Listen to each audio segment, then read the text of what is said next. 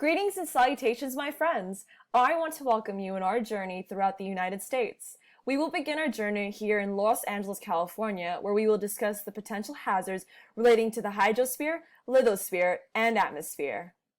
Here, we see our first destination. The map shown shows the amount of rain and precipitation in Los Angeles area. It shows that during the year, only 200 to 400 inches of rain has been measured in Los Angeles, which is a pretty low amount. Los Angeles and most of California has been in drought warning for many years. A drought is when rainfall is at its lowest, and it just does not rain as often. The problem creates many challenges for the residents and their way of life. For example, many people must reduce their water usage. Residents choose to stop watering their grass yards, which leave the grass dying. People in severe drought zones must adapt to the new way of life in Los Angeles, as rainfall will decrease further in the coming years due to global warming.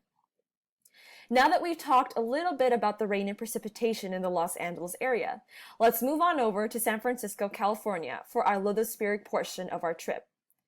This portion of San Francisco displays the earthquakes in the area after the 1940s.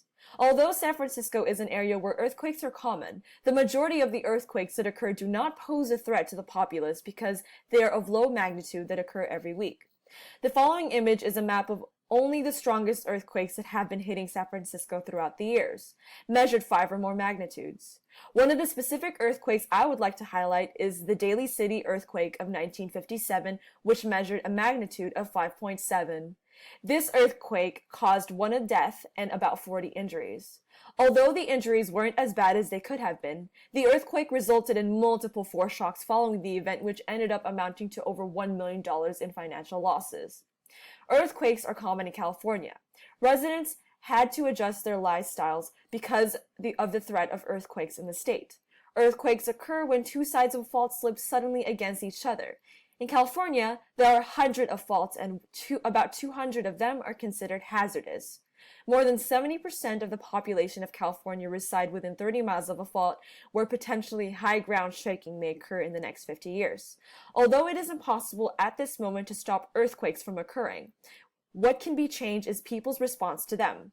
Pouring money into funding earthquakes educational programs for students and parents in schools can go a long way in educating our society and allow them to be more prepared in the actions that they need to take when a life-threatening earthquake does occur.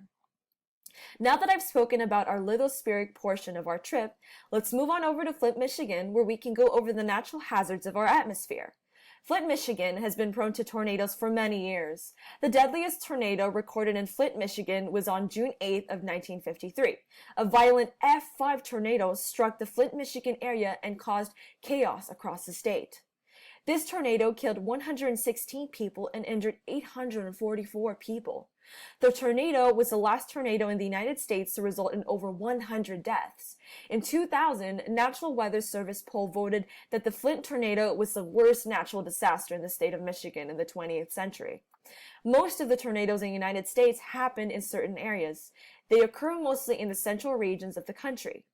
They're formed in areas known as tornado alleys. The reason why tornadoes happen during springtime, especially in the Midwest, is because of the temperature patterns in the country. They occur when cool polar air travels southeast from the Rockies, overriding warm, moist, unstable air from the Gulf of Mexico in the East United States.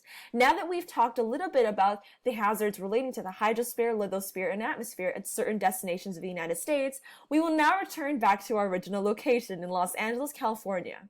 I hope you enjoyed our trip across the United States today. And more importantly, I hope you took something out of our journey, no matter how big or small it was. Thanks for tuning in.